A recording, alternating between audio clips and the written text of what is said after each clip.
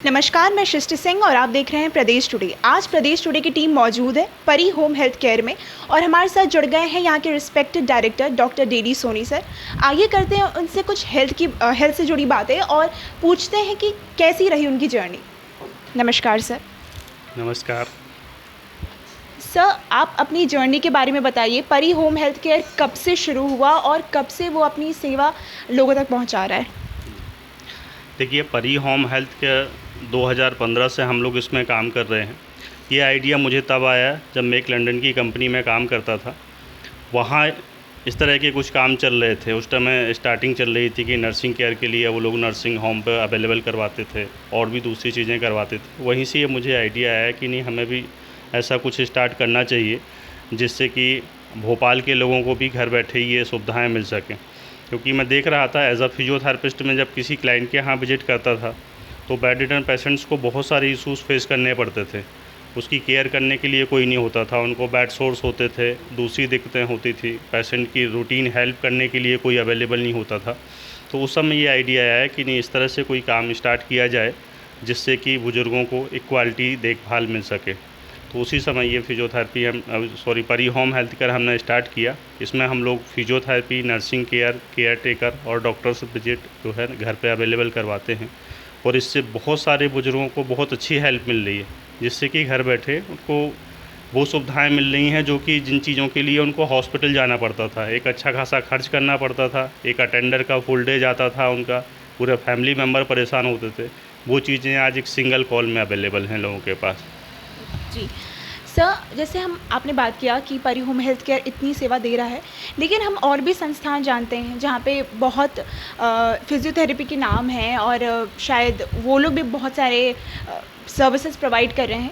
तो परी home health care कैसे उन संस्थान से अलग है और क्यों लोग परी होम हेल्थ केयर को चुने, इसका आप जवाब दीजिए।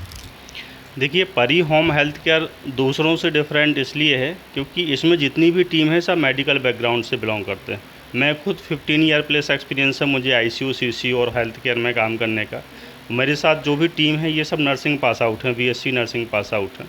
तो दूसरों से डिफरेंट हम इसलिए कर सकते हैं कि पेशेंट्स को जानने के लिए हमारे यहाँ कोई नॉन मेडिको नहीं, सब मेडिको हैं। पेशेंट की सारी कंडीशन समझ सकते हैं, उनसे बात कर सकते हैं, उनसे पूछ सकते हैं कि इसका प्रोग्नोसिस क्या है, इसमें कितना टाइम लगने वाला है और इनको किस टाइप के हेल्प की ज़रूरत है। इसलिए जितनी भी हमारे पास टीम है ये सब एक्सपर्ट टीम है जो ऑलरेडी हॉस्पिटल्स में काम कर चुके हैं। जैसे कि मैंने बताया कि मैं 15 साल खुद भी हॉस्पिटल्स में डॉक्टर रहा हूँ, ड्यूटी डॉक्टर का जॉब किया है, एज अ फिजियोथेरेपिस्ट भी काम किया है।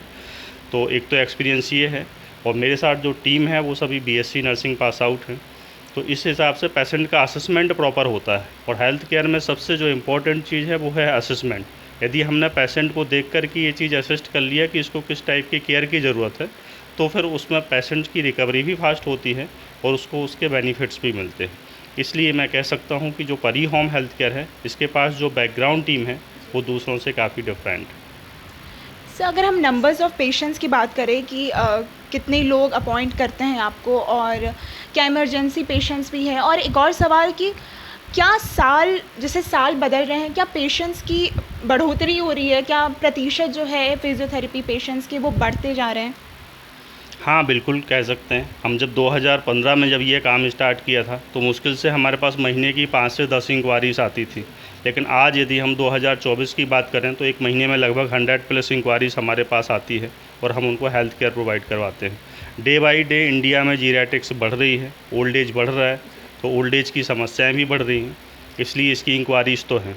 अब इसमें यह है कि अटेंडर को अपनी समझदारी से काम लेना चाहिए कि उन एजेंसीज़ को चुनें जिनके बैकग्राउंड में डॉक्टर्स हों, एक्सपर्ट टीम हो और जो लॉन्ग टाइम से काम कर रहे हों।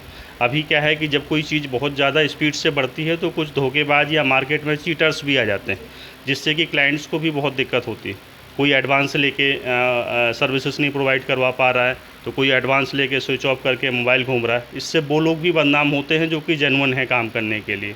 तो ये कस्टमर्स को और अटेंडर्स को ये ध्यान रखना चाहिए कि जिसको भी चुने प्रॉपर जिनके ऑफिसर्स वगैरह हों, जिनको आप वेल नोन जानते हों, जिनके आपको रेफरेंसेस वगैरह मिले हों, उन्हीं को सेलेक्ट करें तो ज़्यादा अच्छा है। सर, जैसे अगर मैं मेंटालिटी बात करूं लोगों की, तो जितने बुज़ुर्ग हैं हमारे, वो शायद दर्द को छुपा लेते हैं या आप ये कह लीजिए कि वो टाल देते हैं। तो कितनी इमरजेंसी पे उन्हें आप किसी भी हेल्थ केयर को, स्पेशली परी होम हेल्थ केयर को कॉन्टैक्ट करना पड़ता है, या उन्हें आप क्या मार्गदर्शन देंगे कि ज़्यादा लेट ना करें ताकि जो भी तकलीफ़ है वो ना बढ़े? देखिए, ज़्यादातर तो हमारे पास जो पेशेंट्स आते हैं वो हॉस्पिटल के थ्रू रेफर्ड होके आते हैं, जैसे कि पोस्ट ऑपरेटिव केयर वाले होते हैं, किसी को सीबी या पैरालिसिस हुआ होता है, या कोई रिप्लेसमेंट सर्जरी हुई होती है, या कोई ऐसी बीमारी जिसमें कि ठीक होने में महीनों लगने वाले, तो डॉक्टर्स खुद ही रेफ़र करते हैं। लेकिन जो पेशेंट अटेंडर से मैं कहना चाहूँगा या पेरेंट्स से कहना चाहूँगा कि जो पेशेंट्स 80 प्लस हैं, बुज़ुर्ग भले फुल हेल्दी हैं, लेकिन उनका प्रॉपर देख रेख रखने के लिए आपको समझ जाना चाहिए कि यदि वो कहीं स्लिप हो रहे हैं, कहीं गिर रहे हैं, या कुछ चीज़ भूलने लग गए हैं, अपनी मेडिसिन टाइम से नहीं ले पा रहे हैं, तो फिर फैमिली को समझना चाहिए कि जैसे कि जब वो 1.5-2 साल डेढ़ 2 साल के हुआ करते थे, उनके पेरेंट्स ने उनकी केयर की है, उनको हर चीज़ बताई है कि भाई तुम यहाँ गिर जाओगे, आग से जल जाओगे, वो सारी चीज़ें हैं। तो इस समय 80 प्लस के बाद उनकी ड्यूटीज़ बन जाती है कि वो हमारे बुज़ुर्गों का ख्याल रखें। 80 प्लस के बाद एक उनके अटेंडर यदि आप अफोर्ड कर सकते हो, तो उनकी देख रेख और रूटीन कामों के लिए होना चाहिए, ताकि हाई रिस्क ना रहे उनको। क्योंकि इसी स्टेज में आकर के पेशेंट्स गिरते हैं, स्लिप होते हैं, उनके बोन फ्रैक्चर्स होते हैं, सीवीए होता है, हेड इंजरीज होती है। तो यदि ये केयर कर लें तो उनको फ्यूचर में आने वाली बहुत सारी समस्याओं से बचाया जा सकता है। जी। सर, जैसे आप हेल्थ एक्सपर्ट भी हैं, तो अभी सबसे चर्चित विषय जो है नौतपा की अगर हम बात करें, तो बहुत गर्मी बढ़ रही है और लू बहुत चल रही है, जिसके कारण भोपाल में आज ही एक न्यूज़ आई है कि 2 लोगों की मौत हो गई है। तो क्या आप सलाह देना चाह रहे दर्शकों को कि क्या उपाय हैं लू से बचने का, और जैसे आप एक हेल्थ एक्सपर्ट हैं तो आप क्या उन्हें उदाहरण देना चाहते हैं? देखिए, हाँ, टेम्परेचर तो है, न्यूज़ में भी देखने में आ रहा है कि 40 साल में सबसे ज़्यादा टेम्परेचर अभी हो रहा है भोपाल में। तो इसमें लोगों को ध्यान रखना चाहिए, यदि अवॉइड कर सकें तो 1 बजे से लेकर के 3-4 बजे तक कोशिश करें कि बहुत ज़्यादा धूप में एक्सपोज ना ही हों, और हाइड्रेट रहने के लिए प्रॉपर तरल पदार्थ लें, जूसेस वगैरह लेते रहें, खाना बहुत ज़्यादा ऑयली नहीं खाएँ, अपने बॉडी को ढक के रखें, और दूसरा पानी अच्छा पिएँ, जिससे कि जो यंगस्टर्स वगैरह हैं जिनको निकलना पड़ रहा है मजबूरी में, तो कम से कम वो अपना ख्याल रखें। और बुज़ुर्गों को तो स्पेशली कहना है कि इस धूप में नहीं निकलें, जाएँ तो प्रॉपर छाया में जाएँ, 4 व्हीलर में जाएँ, जिसमें कि दिक्कत ना हो उनको जाने में। और लू लगने का जो मेन टाइम है ये यही है, 1 बजे से लेकर के 4 बजे के बीच में जो धूप होती है वो बहुत ज़्यादा होती है, तो उस समय अवॉइड करना चाहिए। यदि ज़्यादा ज़रूरी ना हो तो बाहर नहीं निकलें, और खाने पीने का ध्यान रखें, प्रॉपर तरल पदार्थ लें, नींबू पानी वगैरह हर जगह मिलता है वो लेते रहें, और छाया में रहें। बहुत बहुत धन्यवाद सर, प्रदेश टुडे के साथ जुड़ने के लिए।